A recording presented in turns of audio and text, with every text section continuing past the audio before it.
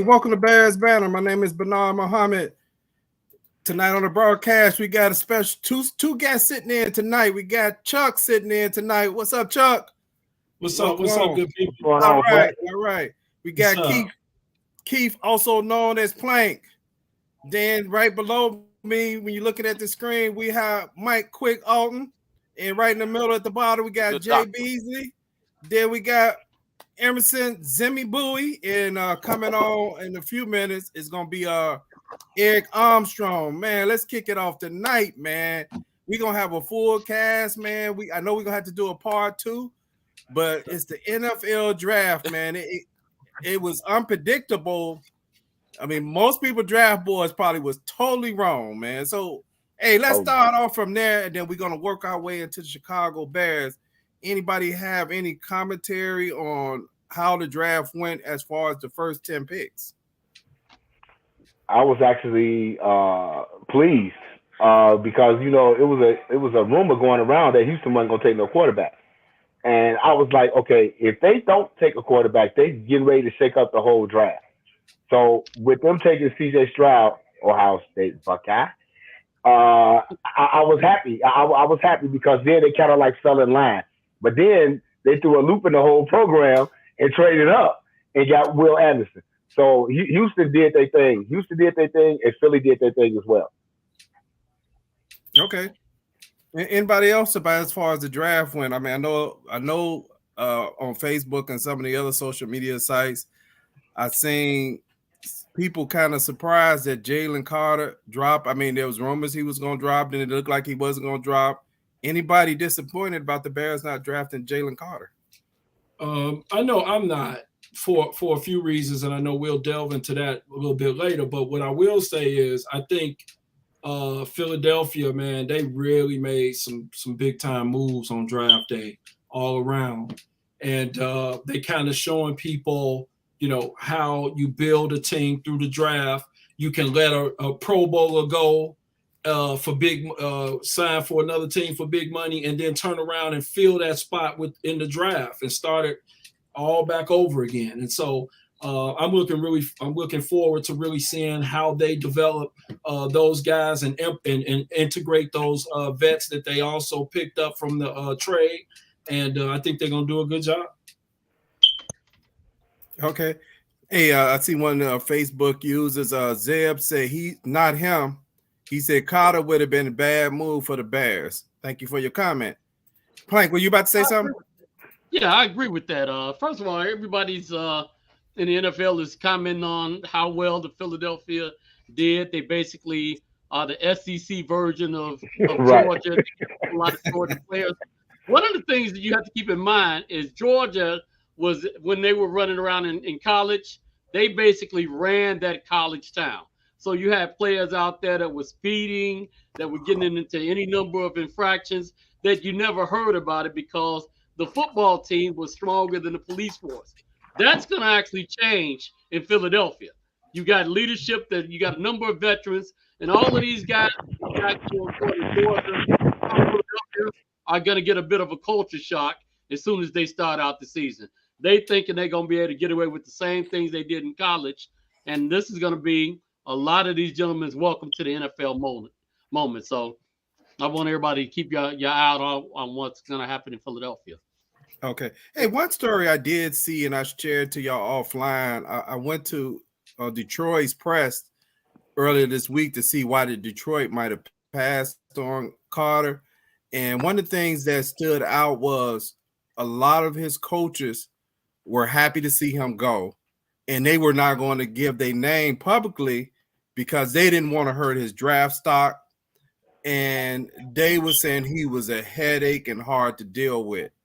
I found that part interesting because the Bears, I believe, brought him in twice to talk to him. And I guess between that and I don't know, maybe they found something that the coaches were saying. I don't know. But for your coaches to say you're hard to deal with and they're happy you to go, I mean, that may be an indictment. Maybe they did tell a couple of teams that. What you had, Zim, looked like you was about to say something.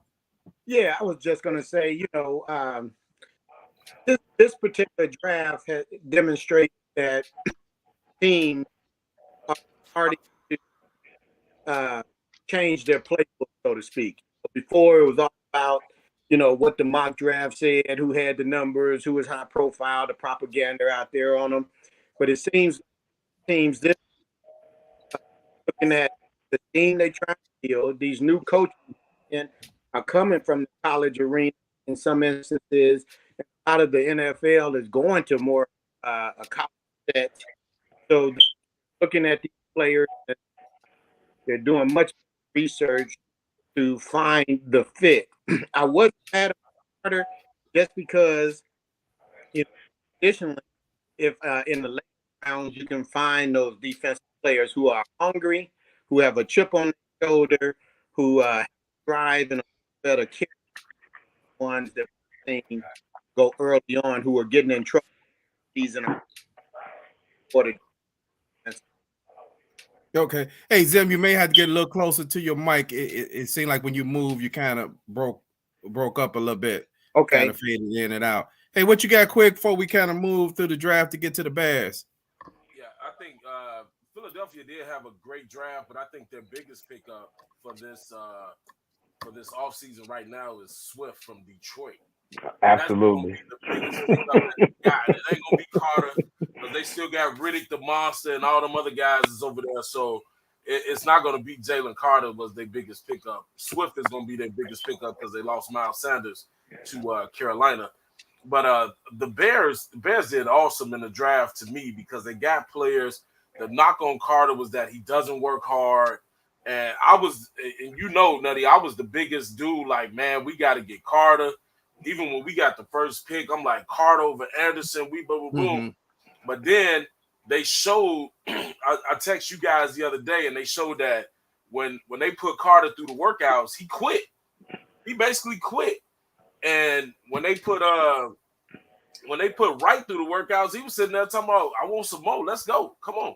So the mental aspect of a guy when it's the fourth quarter, if he's tired, is he gonna make a penalty? Is he gonna put your team in the aspect of being able to win or being able to lose? And the couple picks that we did get, I mean, I texted the other day talking about, hey, we still picking from the NFL G League, which is the SEC. Right. I mean, we got players from the SEC, so right.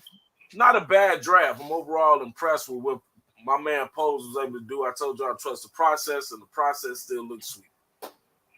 If I could add to that though, I will say that I think that one of the things that turned the Bears off on Carter was his lack of maturity.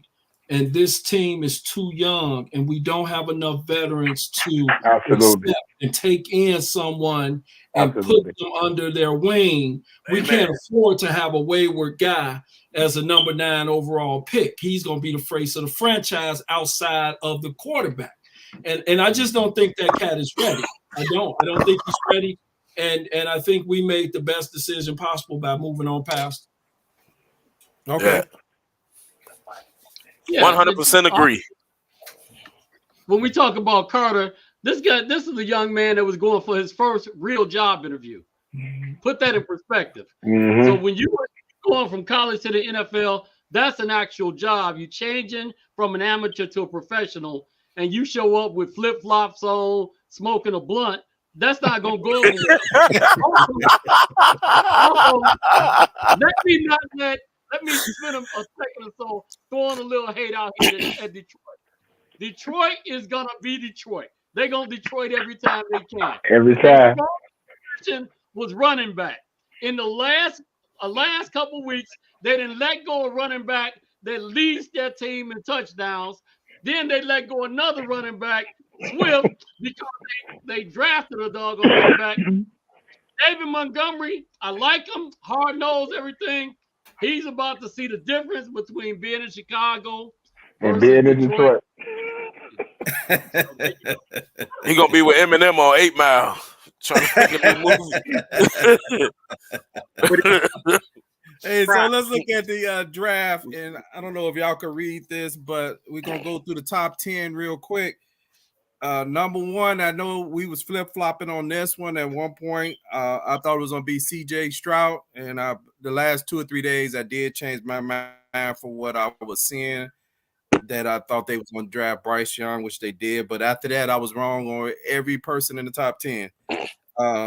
C.J. Stroud, number 2 to the Texans. Will Anderson went to Houston. The Colts, Anthony Richardson. Seattle picked up Devon Witherspoon, a corner. That was a little surprising to me. Paris Johnson went to the Cardinals, offensive tackle. Tyree Wilson went to the Raiders. That was a little surprising to me. I thought they was going to try to pick up a quarterback at this point. Bijan Robinson went to the Falcons. I know that was Jaden pick at number 9. The Bears traded down at that point just for what's it, the 5th round next year? 5th round of next year, Yep. They traded down with the Philadelphia Eagles. The Eagles draft Jalen Carter. I see that move. Some people was like, the Bears didn't get enough for that. Hey, all that was we know who we gonna pick, and if you want to give us somebody, let's give it. We just take somebody. It was like a broker's fee. Just give us a draft. And also, with these drafts, they have what they call this point system, and for what the point system was worth, the Bears got what they were supposed to get based on the point system. So that wasn't really no big deal to me. I just want to real quick, because I told y'all prior to the draft that they was going to try to elevate some quarterback that wasn't supposed to be up there. You did. Yeah. I was arguing with one of my coworkers. He was like, I can't believe Will Levis, he dropped in the draft. He didn't drop. He got drafted where he was supposed to get drafted. So he was got drafted where he was supposed to be drafted. You know what I'm saying? So I'm just so glad that teams didn't fall for the okie doke. They did not fall for the okie doke. I'm happy for Anthony Richardson. I think he went to an organization where the coach is going to be able to work with him and install an offense that's going to work and cater to his strengths. So I'm happy for that kid. And just to see Bryce Young, C.J. Stroud, and Anthony Richardson go 3 African American quarterbacks in the top 4, man. That's unheard of. The NFL is changing. They change it. It's changing. I told you what the NFL stands for now. Negroes for life, baby. Negroes for life. And I think that's a whole topic to itself. The proliferation of the black quarterback and how they have commanded the position within the last decade. It's been really, really cool to see, because we went through these iterations where the black quarterback wasn't smart enough. And then, when Brett Favre throws an interception, it's because he's trying. When the brother that played for Pittsburgh back in the day, when he threw his interceptions, it's because he was careless with the football, he couldn't read the defense. So we are really this is a really good time and place for the black QB, and it's really cool to see. Well, I'll tell you, it's more so than just proliferation and them just opportunity. It's proliferation of the thinking of the coaches, because now even white quarterbacks have to emulate the skill set that the black quarterbacks possess, right? So you're starting to see that as well, being more mobile, as well as being able to throw the athleticism. So before, black quarterbacks had to emulate or the step for white quarterbacks, pocket passers and things like that. So it's nice to see the ability, the skill set for training. Yeah. Hey, great point. Hey, I was listening to you talking, Zemi, and I was thinking about a conversation me and my brother had the other day, and he was talking about how we used to play football in the street, where when you didn't have enough guys to play a full game, and you know how you used to have to count to 5,000, right? Right. And then the quarterback, if he hadn't got, in reality, if you think about when we played like that, you was developing a clock in your head to either get rid of that ball or that quarterback had to run or do something with it. And his point was the NFL was countering stuff that we naturally was doing, right? We had learned how to play quarterback that way, and what the NFL had started doing was like, oh no, we don't want the guys to do that, and etc. But it was a good moment to see that all the quarterbacks that were the first 3 quarterbacks were black. First time ever happened in the NFL. And if I remember correctly, looking at this list, is maybe something historically too that every player that was drafted in the first round were actually black players. Right. I found that even interesting. What you got playing? Hey, what's up, Eric? What's up, Eric? Hey, Eric. Hey. Before we forget, I gotta throw a shout out to Lamar Jackson. Got his contract, the highest paid quarterback in history and the highest paid player in the NFL. I gave him a lot of flack for not getting an agent and all of that, but he came through and ended up negotiating that deal for himself without an agent. So I got to take my hats off for the young man. Is it 10, 15% he saved? No, that's going to his mama. That's going to his mama, man. You can negotiate that, but I think the highest is it may be about 4% in NFL. Yeah. It's somewhere around there. Yeah. His mother made $7 million off of that deal.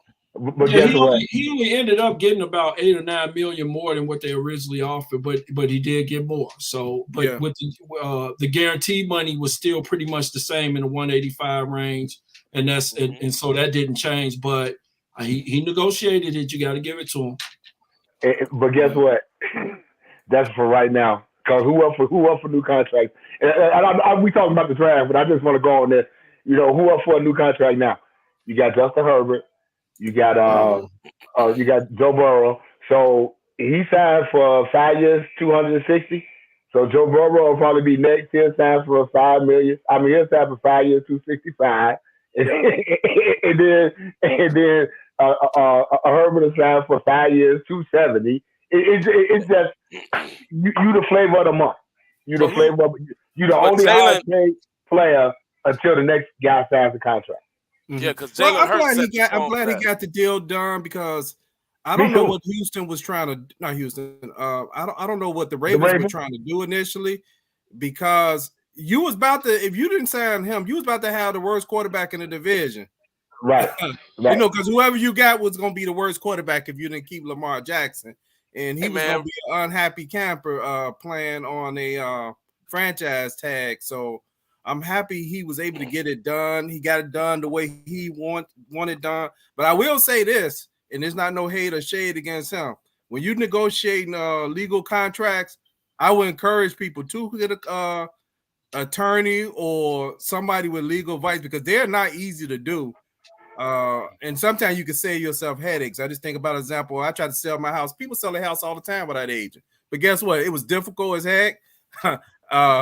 I didn't have MLS, and I had to go there, be there, and all that. I could have probably sold my house 3, 4, 5 months earlier if I had just did an agent, right? But what's also telling is that the Ravens told him, see what's out there. They sent him out there, and he didn't. Not one team.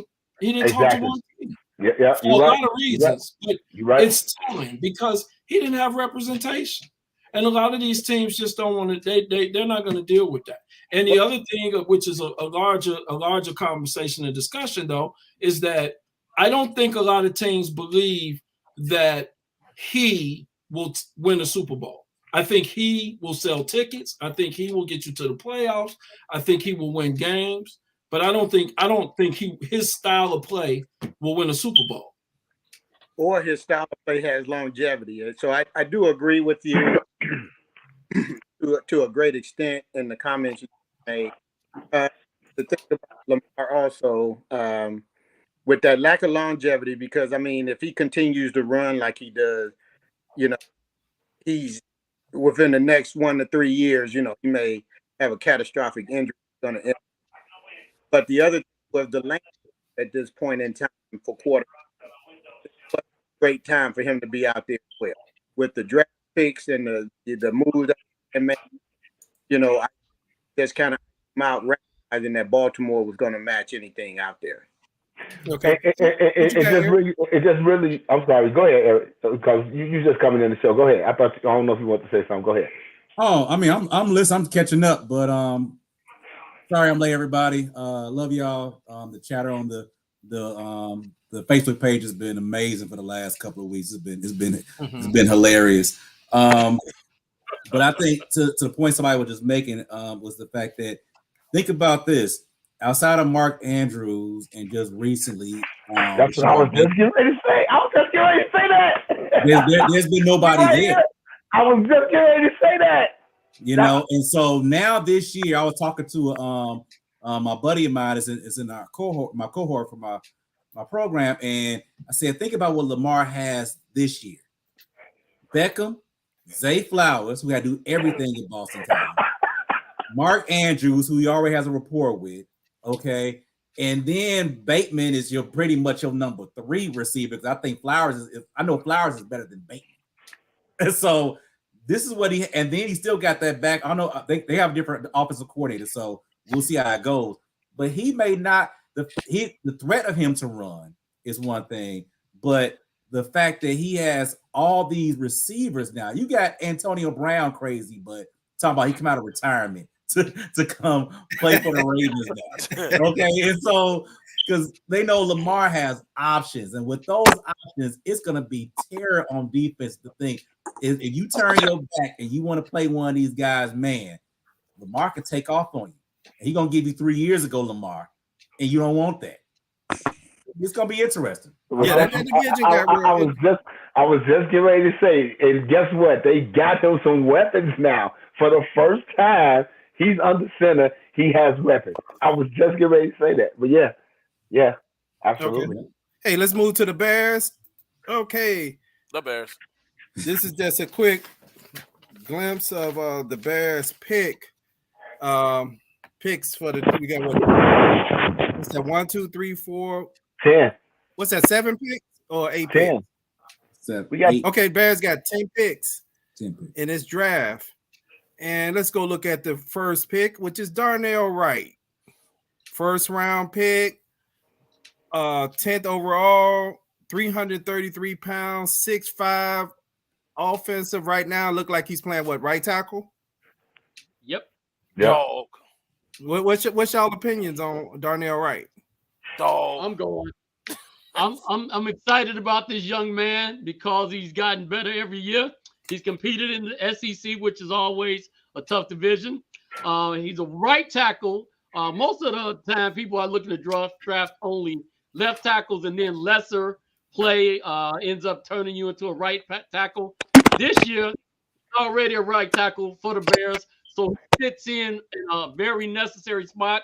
He gave up 0 sacks over the last year, and that's the fight going from the best that the SEC had to bring every week, and he came out spotless. His quarterback ended up being clean from his input for the entire season. So I'm looking forward to Justin Fields benefiting from that as well. I think Will Anderson. Go ahead. Go ahead, brother. Will Anderson said when they asked him Will Anderson, they asked him who was the best tackle he played against this year. He said Darnell Wright. Enough said. So I'm done. Enough said. One thing that I thought was very interesting about this guy is that he's sort of a hybrid because he was playing on the left side, and then they got a transfer in from another school who only plays on the left side, so he agreed to go on the right side. And so, in my mind, that's kind of part and parcel. If you look at their entire draft, they kind of took a few of these hybrid guys because let's just say that the left tackle doesn't pan out. They can move this guy over to the left side with ease, even though I'm sure they got him penciled in for the right side. So I kind of understand where they're coming from with drafting this cat, and I just think he's the real deal. If anybody remember the Tennessee game when they beat Alabama last year, 52-49, I'll just pull up the stats. Will Anderson had 2 tackles. One sack that game. It wasn't Wright didn't give it up, and the defensive tackle got it. Damn. So when I like looking at guys when they absolutely out there, and I know me and my man Mo, we watch college football religiously, and it jumps out like Hendon Hooker was clean all game. Okay, all game, and so and so I like the pick. I want someone. I want offensive linemen that I don't have to think about. Like they out there doing their thing, and okay, yeah, something can happen, but for the most part, they are at the bare minimum, we are average. If you are average as an offensive line, we have a chance. Okay. And you developing young guys. Let's see, we're going into Jenkins' third year, Jones' second year, it'll be Wright's first year. I mean, you can develop some stuff right there.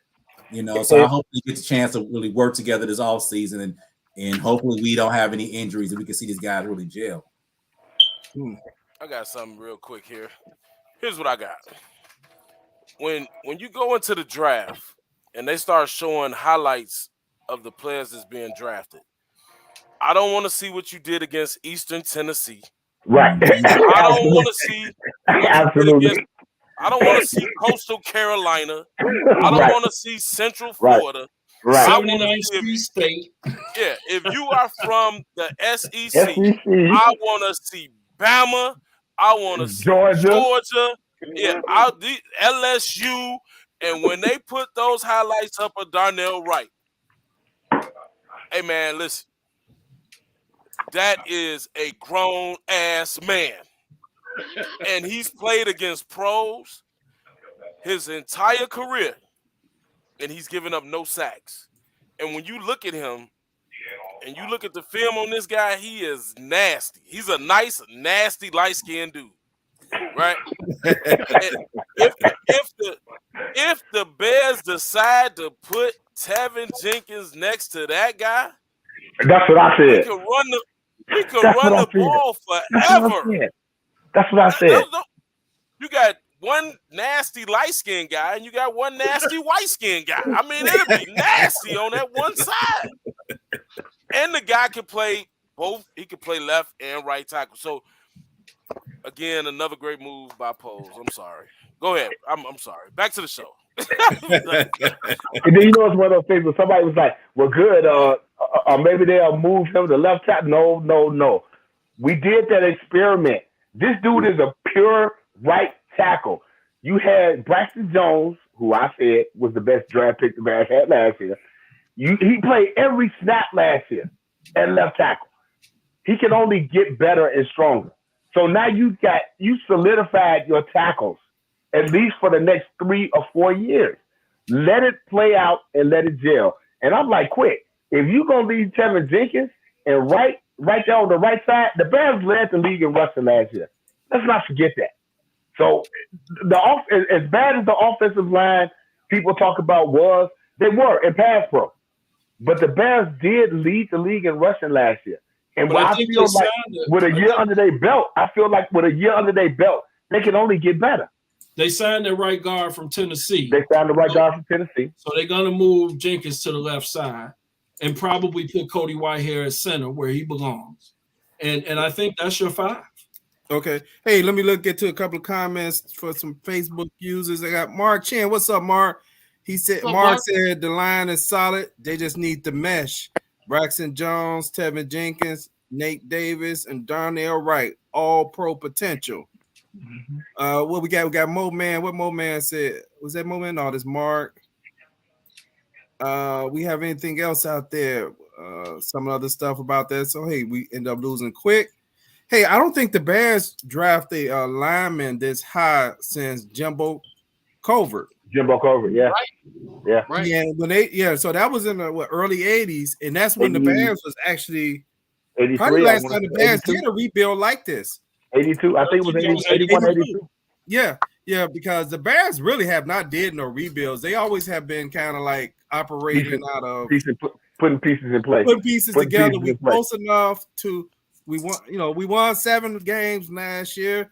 Maybe we add these couple of guys, we could get 3 more games and we could be a playoff team, right? That's really what we've been going in that particular cycle.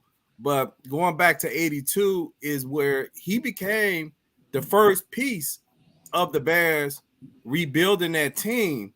And when you look at that team, not to go back, try to compare it to the 85 team, but they built a line because you think about Walter Payton used to be running them used to be hard yards for Peyton in the 70s. 3 yards from the cloud of dust. Hard yards for him to do it. But that team built that way. Another point I wanted to make, we was talking about Lamar Jackson, and I was thinking about earlier, I didn't get a chance to look at it, but I believe almost 90% of the starting quarterbacks coming into this season are probably under 30 years old. Oh yeah, absolutely. Yeah. Absolutely. I think the only people probably over is what? Rodgers. Boom. Maybe Tannehill. I don't know how old Tannehill is. Tannehill might be knocking on 30. He 75. might be knocking on 30. But No, Tannehill's you're right. 75, man. If you think about it, Aaron Rodgers really well. Garoppolo may be up there. He might be up there. And maybe 30. And 31. Gino Gino in his 30s. He might be early 30, maybe a 29 or 30. Gino, yeah. So yeah, Rodgers really the only Gino one. over 30. Is he over 30? Yeah, I think he's been in the league about Gino like 31, 32. Yep. Right. But everybody else in the league who's starting is between the ages, I think 27 and 23 years old. Which is very interesting. So everybody is young. I mean, you have one division where I think the division with the Carolina, the Jaguars. All those quarterbacks. I mean, the senior quarterback is what's his name? I can't think of his name from Jacksonville. Lawrence. Trevor Lawrence. He's the senior quarterback in the division now, and he's going to what, third season? Third year or fourth year, yeah. Well, think about it. I mean, the quarterback.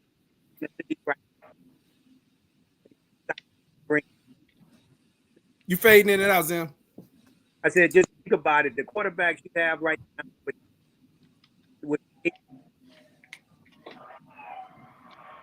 yeah, he froze. You froze. And, yeah. Similar to when you had Reno and through Elway.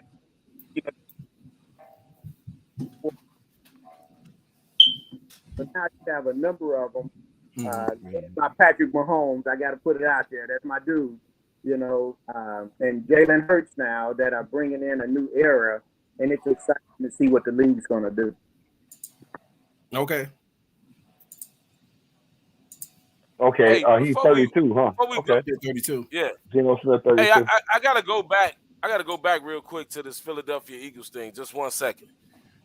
And with all that talent, the defensive coordinator is Mama Say, Mama Sadu, Madu Sa. So he had talent here, and you know how that ended up. So I'm just saying, I just want to throw that in there, So the players on the field probably be better than the coordinator. All right, that's all, guys. That's all. Hey, so the Bears next. So everybody seemed like they're pretty satisfied with this first pick. I mean, anybody don't get this pick? Absolutely. Okay. Let's go to the second pick is Devon Dixon Sr. Dexter. 6'6", 310 pounds. He was selected round 2, 53rd overall. I wrote down a few little notes on him. The few things that it said was he's not consistent. He's slow off the snap, and he needs to improve his hand. What are some of his strengths? He's able to play in the gap pretty fast. Now, for observing on the film, I did at times thought he was coming off the ball so slow that he was getting engaged real quick, where he was kind of backpedaling, trying to get back into play. So he definitely gonna have to work on that, because at times it looked like when he was making plays in the run game on some of the clips I saw of him, it was downfield because he got off so slow. He was pushed a yard and he was reaching back for tackles. But that's the only thing I kind of saw on him. I mean, anybody else have anything on this Javon Dixon? I mean, for me, him and I kind of bundle both of those tackles, Dixon, and then the next one, Pickens, is that Florida was a hard watch last year. That's why I'm surprised about Anthony Richardson. Yeah, they were. Because they had all these guys that had all this talent, and then you watch the games, like, okay, Dexter definitely at 6'6", 300-something pounds, he looked the part. And the same thing with Pickens. The fact that they're versatile enough to go from 1 to 3 and 3 to 1, and you can move them around.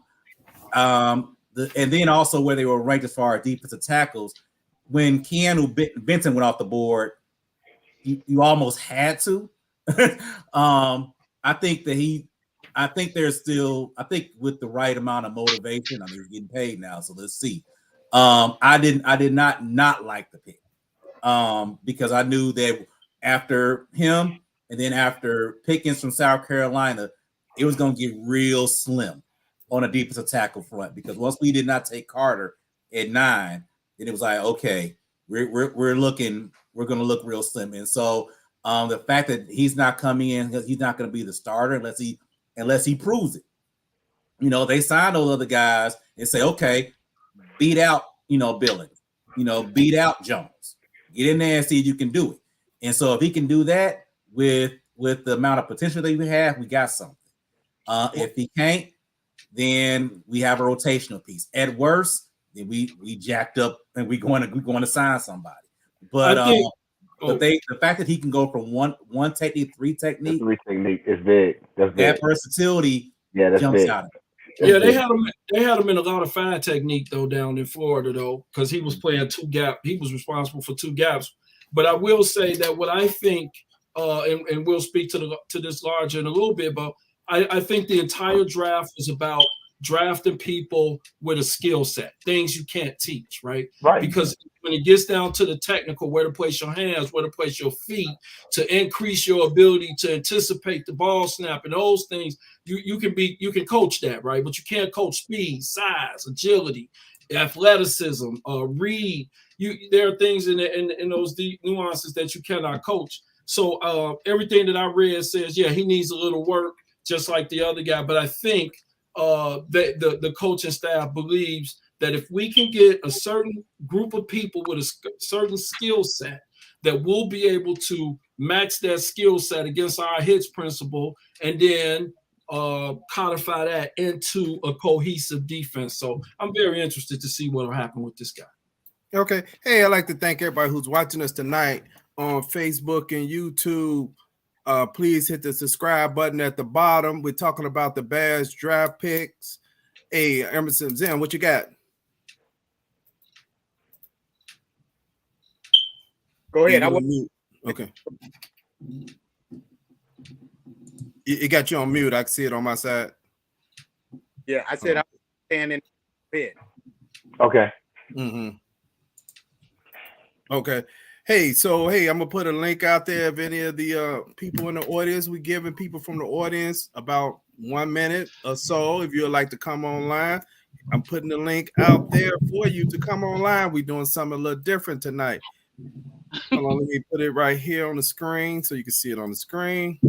That's the link. If you want to come online, we give you 2 or 3 minutes to express your thoughts on the Bears draft for 2023. What you have, Jay? Not a lot. I think Dexter is going to be better suited for the 1 technique, like Eric said, just because his size. He's 6'6", I believe. He's a big guy. He's a big guy.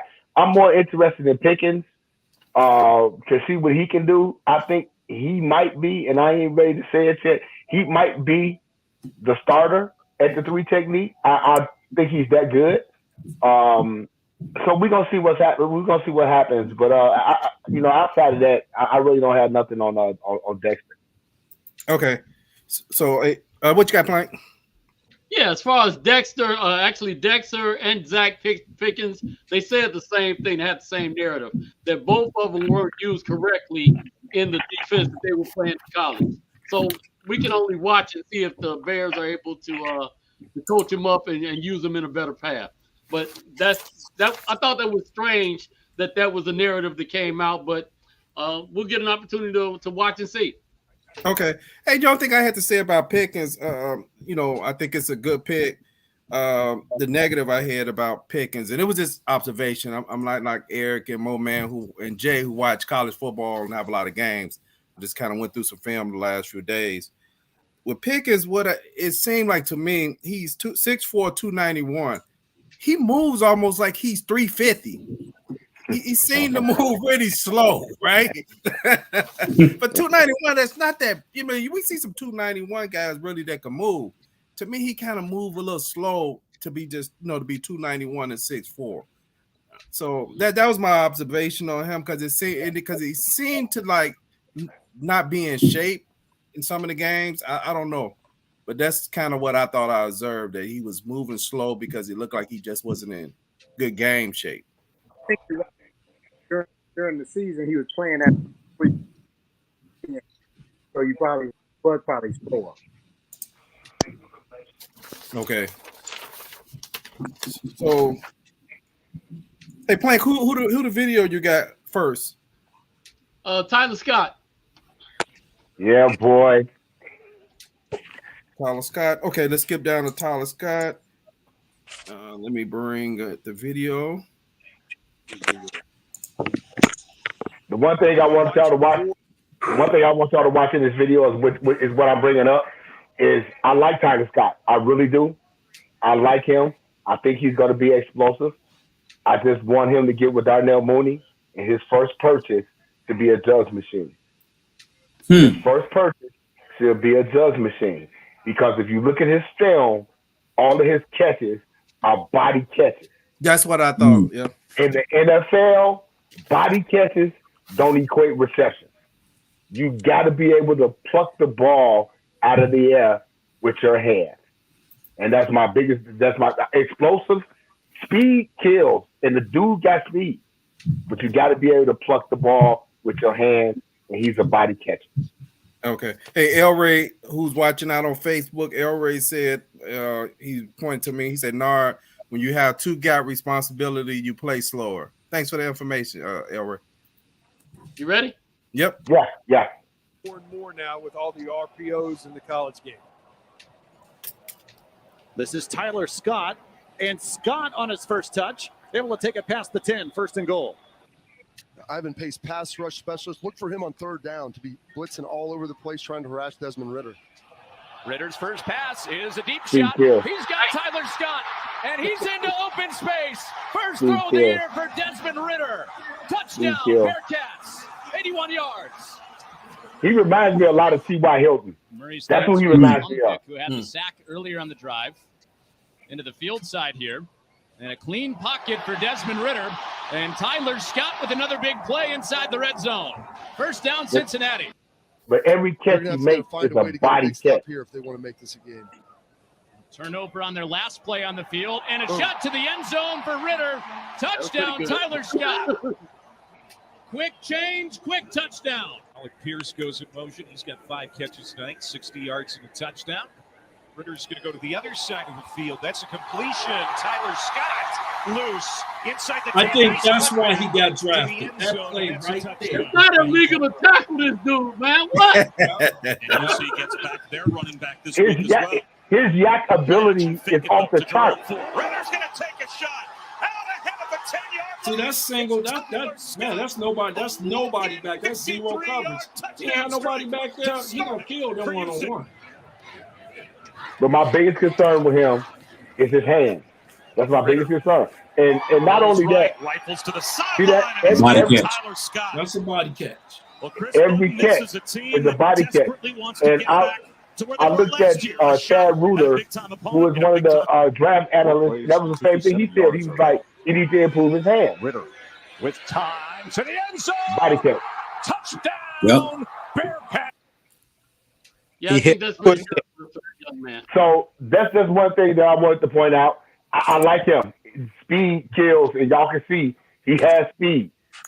But he needs to invest in it. The first thing Darnell Mooney bought when he got drafted was a jugs machine. So I want Darnell Mooney to get with him and be like, hey, you know what?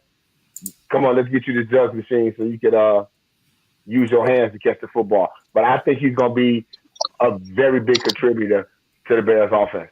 Okay, so he runs a 4.39 40. He's 5'10". They have listed at 5'10". 177 pounds, so he's a little light to draw. Sounds like Darnell Mooney. Sounds like Darnell Mooney, doesn't he? He's actually a Darnell. Well, Darnell put on a couple of pounds last year. But like I said, my comp is a T.Y. Hilton. He's a T.Y. Hilton to me, and y'all know what T.Y. Hilton was in the NFL. Mm-hmm. Hey, so has the Bears receiver room got tighter? Oh, absolutely. Yes. Because Equimania St. Brown. Yeah, we may be able to get rid of Pringle and St. Brown might be looking for somewhere to work. Well, Pringle ain't on the roster no more. Yeah. You got Ikil Harry. He's not on the roster no more. You know, they was on 1-year deals. So it's really basically down to Pettis and Equimania St. Brown. And if Venice Jones. I thought they re-signed Pringle. No, they didn't re-sign Pringle. They re-signed Pettis. And they re-signed St. Brown. But guess what? If Venice Jones can return touchdowns, return punts, Pettis ain't coming back. And we don't need Equimania St. Brown. You know, we don't need a fifth wide receiver that can block. We don't need that on our roster. So we'll see what happens. But the receiver room got a lot better with this kid. And if Venice Jones can take the next step, we talking about Claypool, DJ Moore, Darnell Mooney, Venice Jones, and Tyler Scott. I want to sit in that room just to be a fly on the wall for the information. Right. They got better. Somebody sent me a text and asked me the same question. I said yes, because the fact that you have your top three and two of them on their last year, their deals with Mooney and Claypool. Yep. Okay, so you needed rookie wide receivers behind them anyway. Because injuries do happen. Okay. And so as much as DJ Moore plays, he does get dinged up. Okay. And as someone who plays fantasy all the time, DJ Moore with a questionable tag is something that's common. He'll play, but he's gonna be dinged up. We saw Mooney miss most of last year, and Claypool's been relatively healthy though. But for them, but we know these guys on their last year they did. You need guys coming back, and they are gonna. I just saw that in the comment in the chat. Yeah, St. Brown, they love St. Brown in that locker room for whatever reason. So he's there. Yeah, he's a locker room guy. He's a locker room guy. They love him. So we want the guys like St. Brown, and Bayless, who's a gadget person, and then you got the rookie. You want them as your second string receivers to come in behind the stuff, and then just in case, because we need the depth. Because if someone goes out, then we're looking at all over again. So I like the pick. Okay. Now has the Bears? Can you recall the Bears having this? Must be in receiver core. I can't recall it because I don't think between Claypool, Mooney, DJ Moore, even Velas, I don't think none of them run below a 4.4. We don't have a 4,000-yard passing quarterback in the history of our franchise. No, we've never had this kind of speed on the X and the Z. Man, it's gonna be exciting. Yes. Anybody else got anything about it? Hold on, we got something here with Mike. Everyone, what he says. Everyone 4-5 and under, including the quarterback. Okay. Yeah. Everybody 4-4 and under. Shoot, that's crazy. Yeah. Yeah, because Justin Fields runs what about a 4.4? 4.4 at least. Yeah. And his acceleration is crazy. I mean, his separation is like what's the little character with the little character on the road runner. Right. Road that road runner speed. So hey, let's go back up to we missed. Did we talk about Tyreek Stevenson? Got him queued up. You got him queued up. Okay. Let's look at some stuff on Tyreek. You ready? Yep.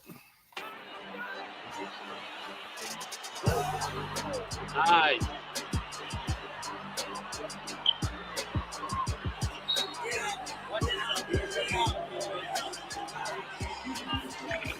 In this game. He said he could make a lot of money at some point in time if he does. That play made by Tyreek Stevenson. Talking about good run support. First and goal.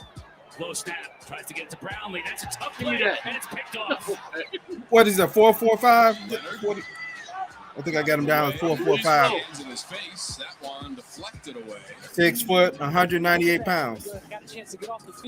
Oh! He can lay a lick. That's a tackle for loss. I like that. By Tyreek Stevenson. Team all Pac-12 a couple of years ago. Good time to throw. Fires and broken up by Miami. Busted up. That's why he played DB. But Hammond now the running back. Homefield trying to break free after the catch. Took a pretty good pop.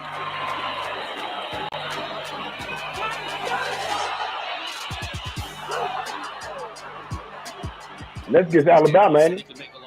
Nice play. Yeah, it is. That play made by Tyreek Stevenson. Talk about transfers, Marge. That kid started his career at Georgia. Now he's looking at Indian All-American. Another Georgia Bulldog. Coach Long, offensive coordinator. Little razzle gadget. Byron throws inside the 10. Wasn't fooled. Quarterback needs to be shot. Leaping interception.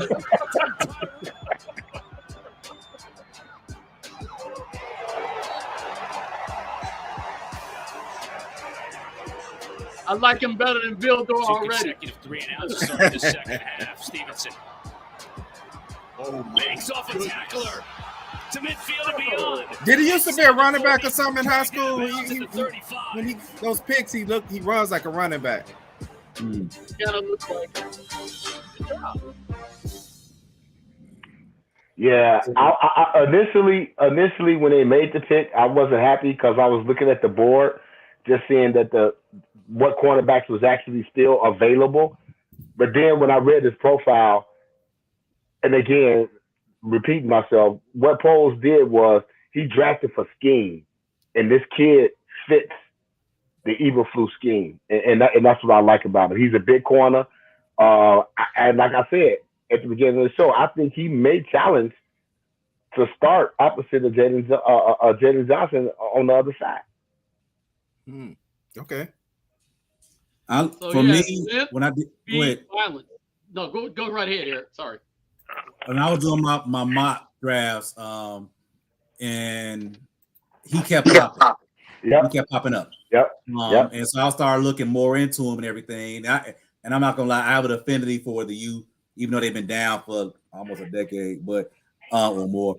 But and I'm like, okay, this dude, he got the size, and because they still trying to figure out they want to, make.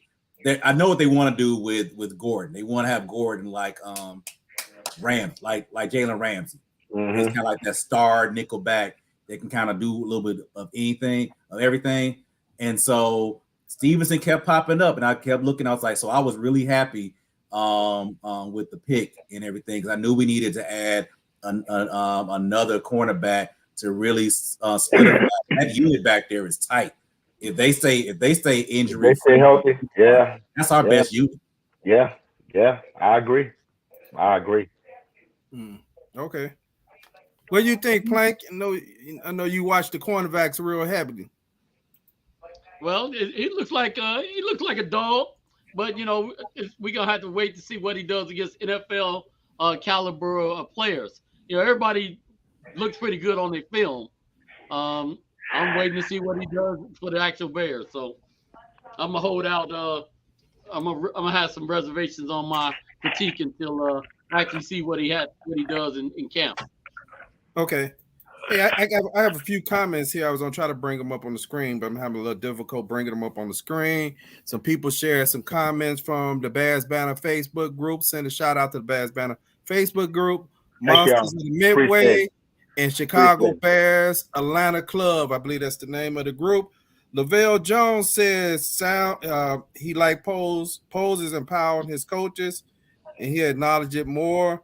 Alvin said these are solid picks, not sexy. Poles went in and got his line on both sides and proved that. Marvin Jarrett, that's one of y'all Sigma brothers. Me and Marvin worked together. Marvin said he liked what he did. He wanted Sogronsky from Northwestern. Sogronsky, yeah. Okay. But I'm overall pleased with the selection. Last one, and I'll come back to this later. We have Mark Mingo. Mark said, I love the picks. I think Poe did a great job with the trades and picks he got in order to fix a lot of needs on the team. Although there would have been some criticism from others regarding the pick, but overall, I believe he did a great job by what he had and what he did to improve the team. Okay. Yeah, Bernard, to that point, to touch on that point, when Darnell Wright was picked by the Bears, I've never seen a player get that excited about having a relationship with a assistant coach. So the first thing he did, they put him on the phone with Simo. This young man face just brightened up. He's like, I can't wait to work with you. I know you're gonna make me better. So that's an indication that the Bears are doing a good job trying to coach up these players. I mean, these guys, their coaches actually met the guy at the Senior Bowl and got a chance to work directly with a lot of these guys. So a lot of these guys are translating directly over to the draft. I'm hoping we can get good things from that. So that's just showing the last 2 years of participating in these bowls, the Bears have yielded some dividends from that. Okay. So, hey, Jay, did you have anything on him? No. Okay. I can just say, you know, like Frank say, I just think that poses again. It's just drafted. He drafted for scheme. You know, it's not about the names. It's not about the rankings. He's drafting like this guy is going to fit what my coach is trying to do. And that's what I like about him. That's what I like about Pauls right now. Mm-hmm. Yeah, I agree. I had to ingest scheme fit into my definitions, right, into my vocabulary, because that's what Pauls talks about all the time. Scheme fit. And so if we stop and pay attention, the man is diagramming exactly what he's doing. You don't have to. You know, the GMs of all, we like, man, what's going on? Who is this guy? Why, you know, what is so special about this guy? Nobody else in college sports even knew anything about. That's not what he's doing here. I mean, this guy is telling us every time he steps on the lectern, he's on the podium at the lectern, he's telling us exactly what his thinking was. And it all goes back to his overall philosophy of scheme fit. I agree 100%. Yeah, you know what? I know this sounds redundant. It may even sound elementary. You should add players that fit your scheme. And a lot of times, us as fans, we do get caught up in the names. You'll see a person come open, available for free agent, or they talking about trade, and then us as fans start saying we need to trade for him, for him. And sometimes the guy doesn't even fit the scheme. Right. You know, so now you're trying to put a circle in a square hole. Jimmy Johnson said the worst mistake any team can make is to take drafts the best player on the board. Well, what good is the best player on the board if he don't fit what you're trying to do as a team? He said he never succumbed to the notion that you take the best player on the board. You take the best player that fits your scheme and what you're trying to do. Absolutely. And Jimmy Johnson might be one of the best drafters of all time. Absolutely. I totally agree. Oh, I'd like to thank Brenda. Brenda gave us a nice shout out, Brenda. Yes, you did. Thank you, Brenda. I appreciate it. Thank you, Brenda, so much. Brenda said, let me put on my glass so I can read this. I always have a great time listening to you all analyze the game and players. Excellent analysts and commentary. Thank you, Brenda. Appreciate you watching. I'd like to thank everybody who's actually watching us tonight on Facebook and YouTube. Man, you know what? Maybe we ain't going to be talking about Vildor this year getting smoked. I don't know. Hey, I got one thing to say about that drafting for scheme. That can get a little bit tricky too. You think about when Mike Martz was the offensive coordinator for the Bears, and he decided to let go. That gotta count. That gotta count. So we want to make sure we don't fall down that That don't count. That don't count. Trying a 7-step drop. He running an 80s offense in 2000. Right. Hey, I guess is it pronounced Roquan Johnson?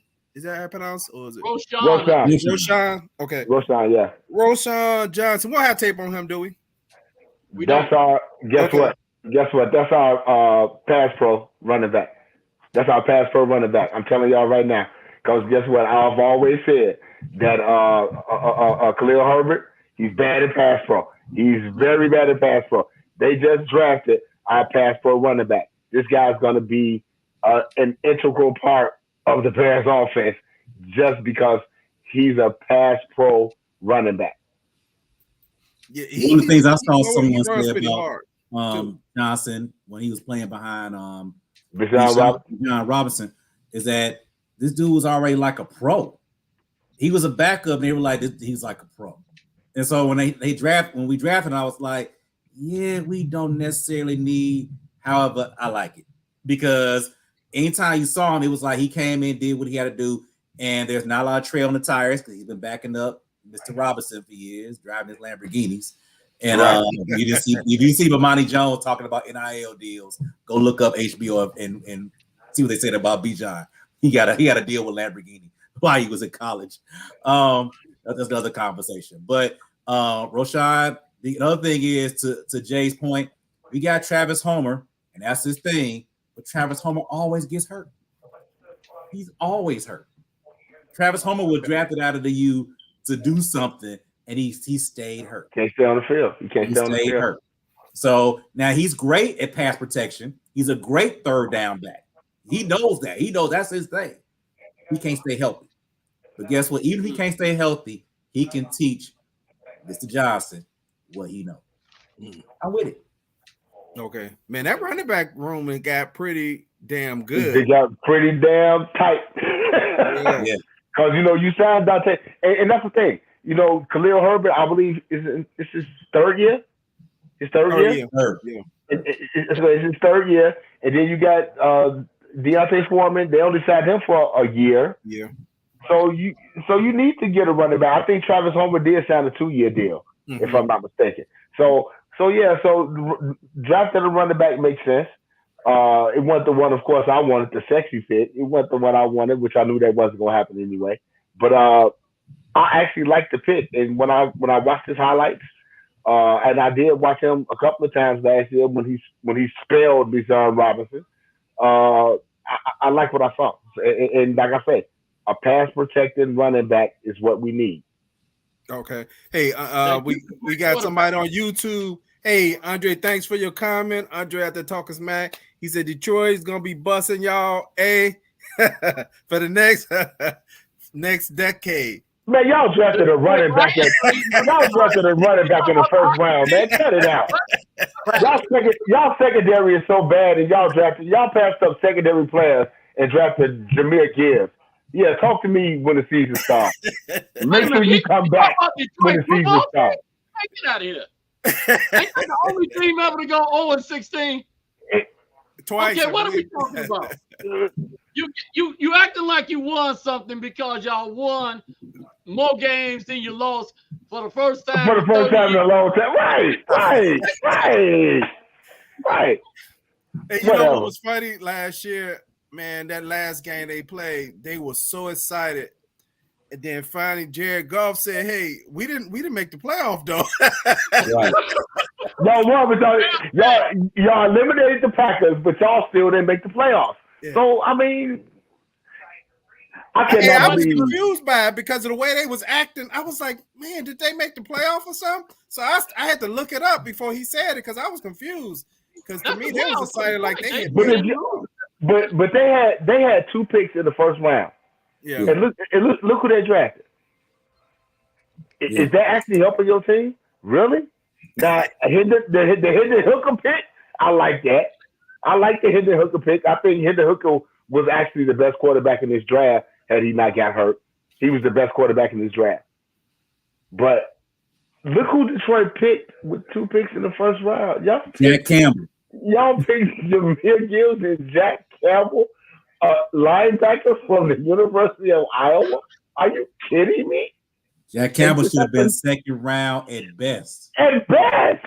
Last year, why they Van Ness and Jack Campbell? They acting like Iowa was good last year. What am I missing? Nothing.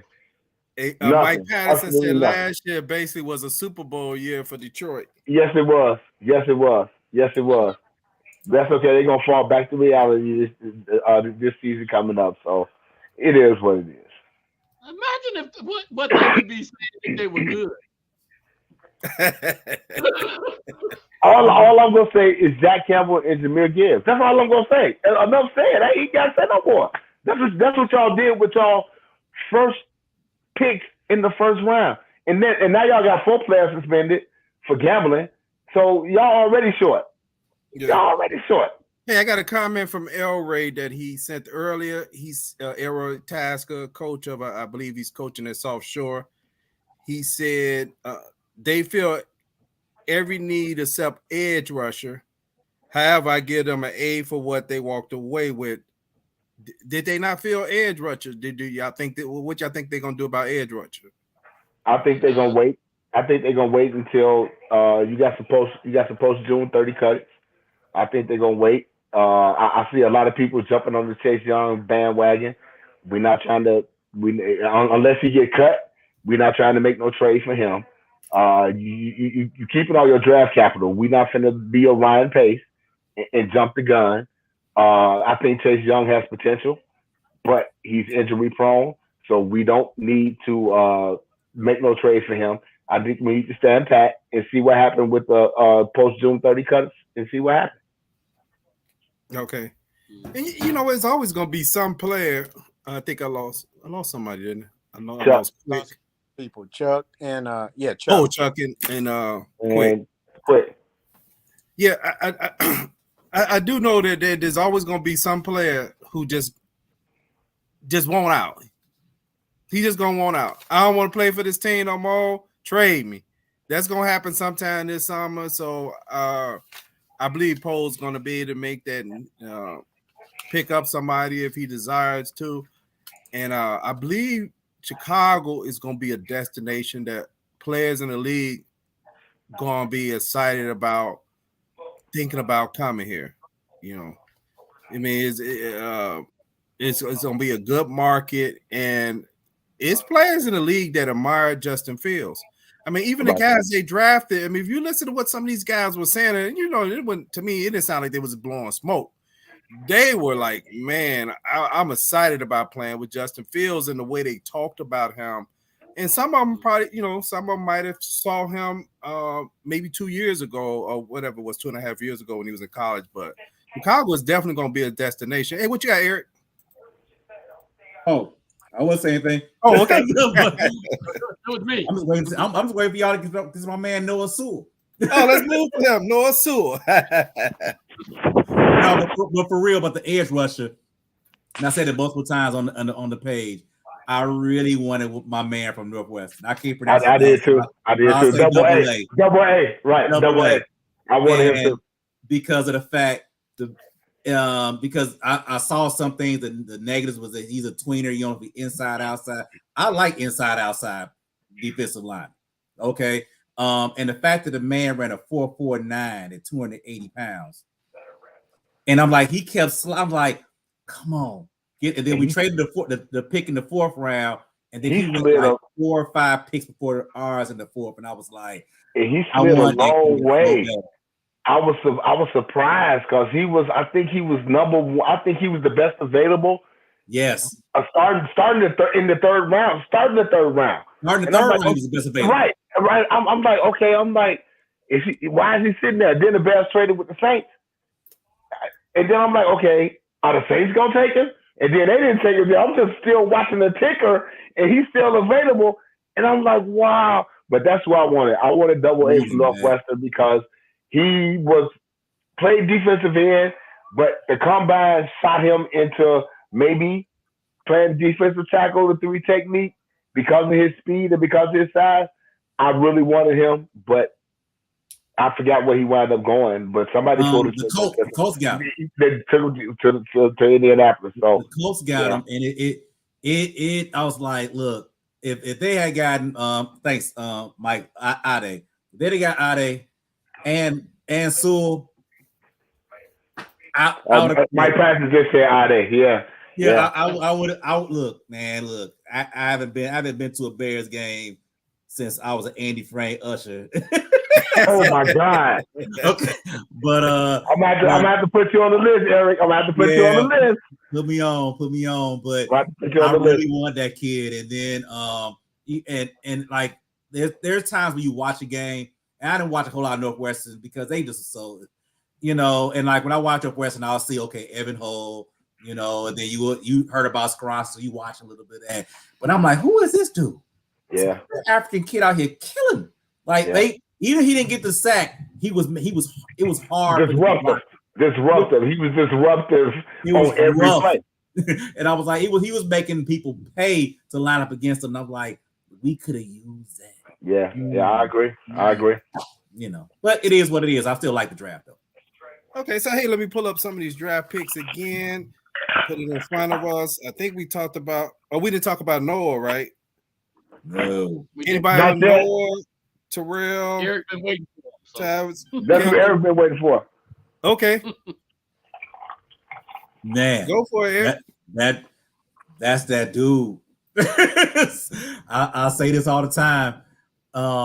As someone that served in the military with Samoan cats, you don't want to piss one off. and I watched. And it was funny because I happened to watch. I was up late and I'm watching football and I saw an Oregon game, and they kept talking about this kid, and I was like, I'm watching like, man, he out there, doing it. And like if he didn't make the play, he was around the play. And then, so you had to game plan for him, and it was like, okay. And he's violent, he can go at you on the blitz. He can get to you on the run. One of the things they said he can find a runner in a trash can, and so when you see a compliment like that, it was just like, all right. And the thing is that they did not have him play covering like tight ends or anything like that, and so that will be an adjustment. And so he'll probably get exposed. That's probably why he went so late. Mm-hmm. He will get exposed if all of a sudden he's covering the tight end and trying to figure out where the tight end is running to, so I'm being honest about that. But I mean, as far as, first, second down, if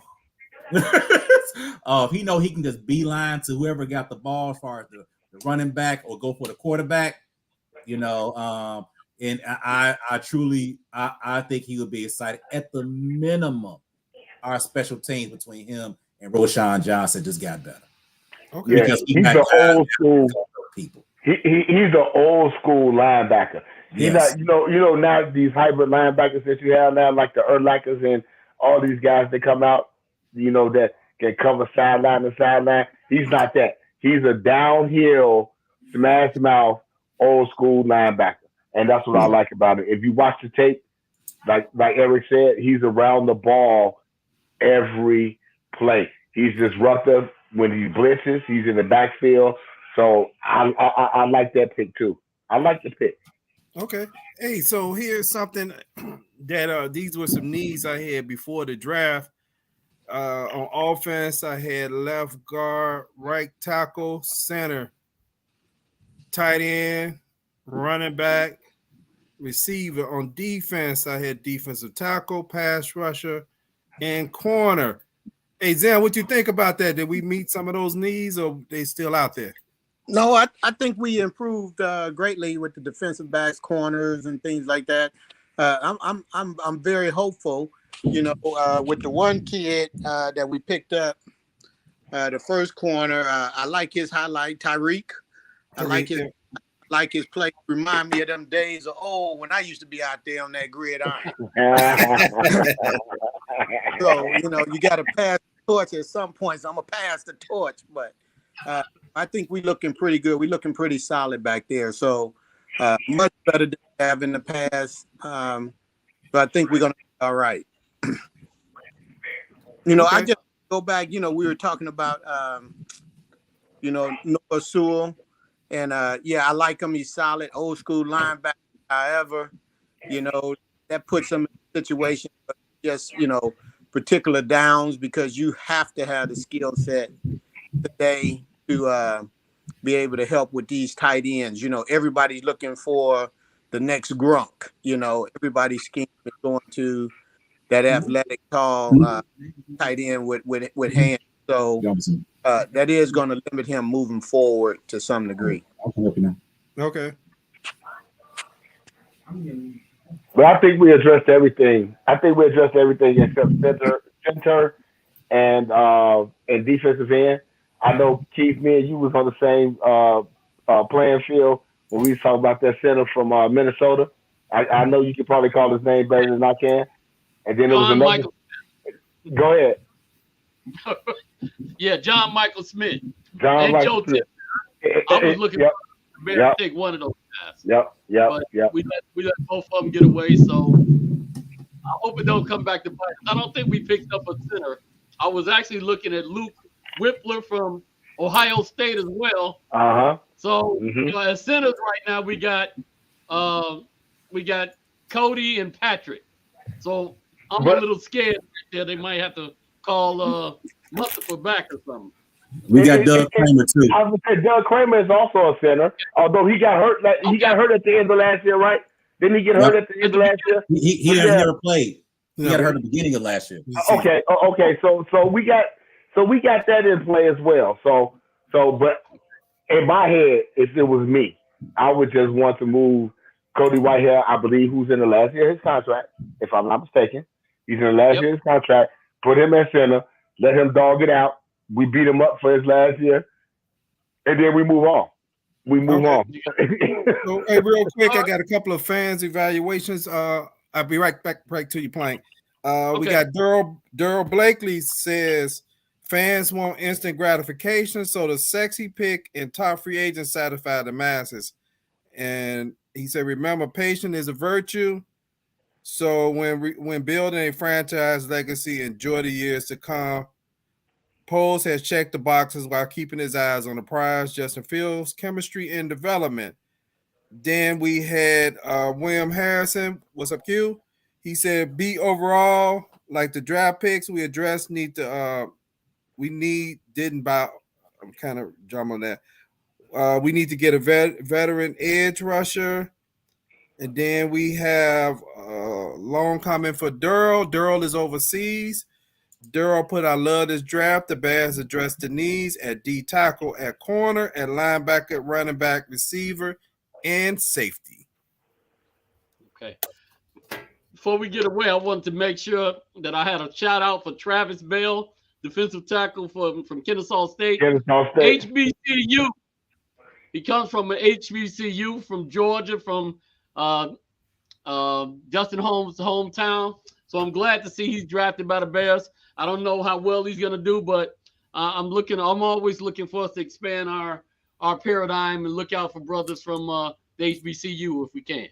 Yeah, it was actually a safety, I believe. I believe he was a safety from an HBCU that got drafted. From Jackson State, he got drafted by somebody. Not by the Bears, but he did get drafted by somebody. Because I remember when you sent that text, like, did anybody get drafted from an HBCU? And at that point, he hadn't. But then later on, he did. So, yeah, shout out to all the HBCU guys. And I haven't looked at the UDFA trackers yet, so I don't know who's undrafted free agents that we got signed. But, yeah, shout out to Kennesaw for sure. Hey, gents, real quick, I got to run. I help get the little man to sleep and everything. Oh, yeah, go ahead. And I love y'all. I was looking forward to this after the first time. You know, I want to talk draft and everything. So we'll see you all. I saw my man Mark Chin there. I love all his posts. I wanted to make sure I put that on record. So one last thing about HBCUs. The one kid that I was watching, and then I saw him in the Senior Bowl in practice and stuff like that, came from Jackson State, Aubrey Miller Jr., linebacker. Okay. High. That's why he get drafted. Okay. See y'all later. All right, see you, Eric. Thank you for coming on. Yep. Eric is our resident college guy. You know, him and Jay, they actually bring that, like, they college football addicts. So I had to make sure I got Eric on tonight. I think there's 2 or 3 days running around here, man. So one of them, the other one, work. The other one does, bro, man. There's a couple J's just should be running around here, man. Jay the clone himself, right?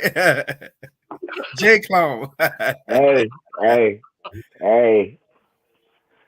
Yeah, man. But you know, like I tell people, my passion for college football is because I played the game, not long, but I did play the game, and just my love for the NFL. To me, it wouldn't be what it is if I didn't know who the players from college was coming into the NFL, and that's my own. That's the only way that I can explain why I love college football so much because I look at it and I'm like, okay, this guy's gonna be this guy. This guy's gonna be here. This guy's so that's my thing. But college football is my Saturdays.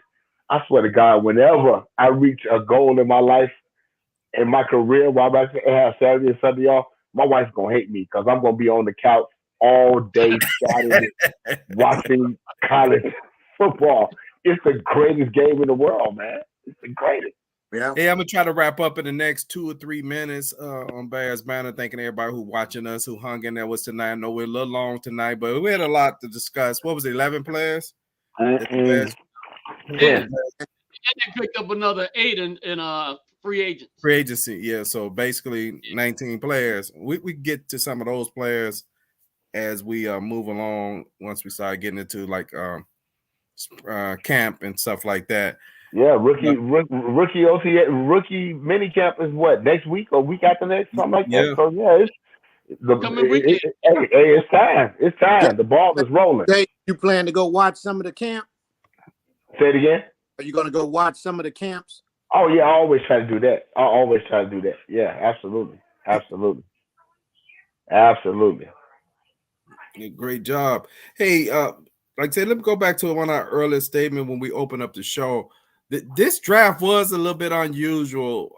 Like I said, I don't know too many people of anybody, even the national guys that had this draft on their draft boards, right? I mean, this was very unusual. Even the amount of quarterbacks that got drafted. How many quarterbacks got drafted? I think about what, 19? 12 after the third round.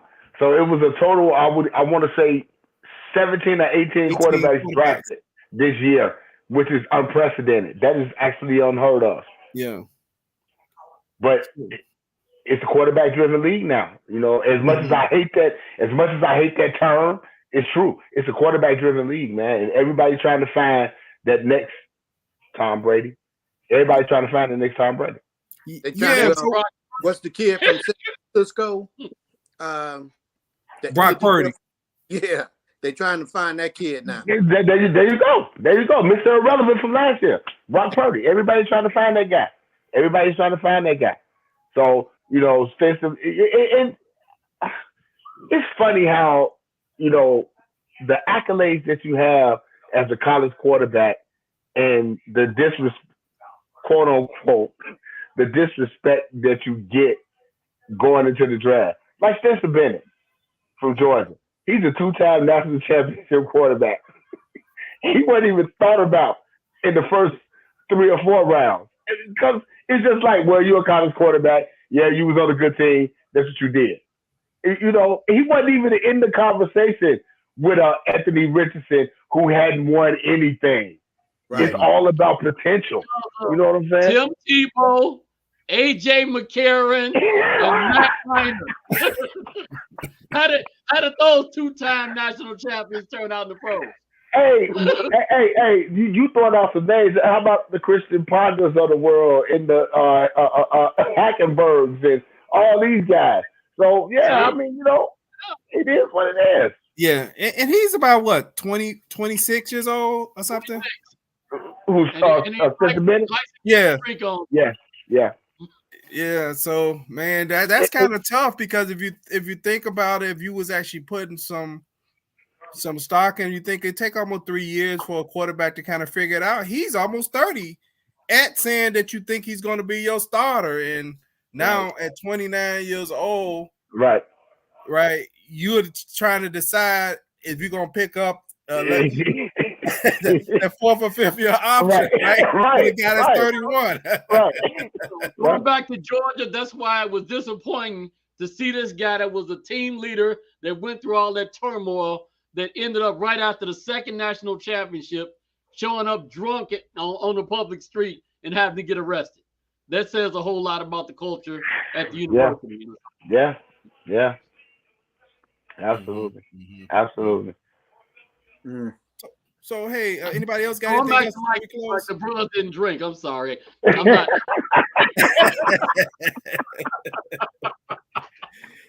Anybody else got anything before we close for the night?